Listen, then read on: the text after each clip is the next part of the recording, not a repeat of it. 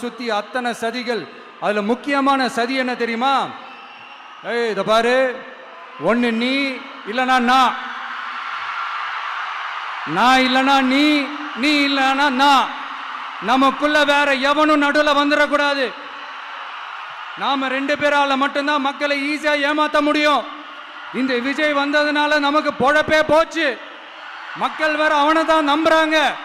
நாம வெளியே அடிச்சுக்கிற மாதிரி அடிச்சுக்கிட்டாலும் உள்ள நம்மளுடைய டீலிங் பக்காவா இருக்கணும்.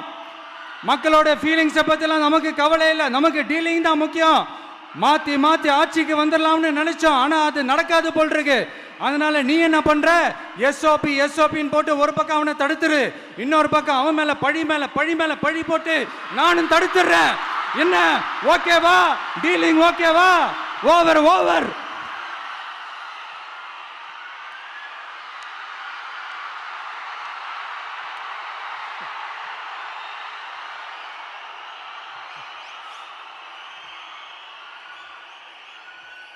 இல்லைங்க, உண்மையிலேயே சிரிக்கிறதா என்ன பண்ணுறதுன்னு எனக்கு தெரியல.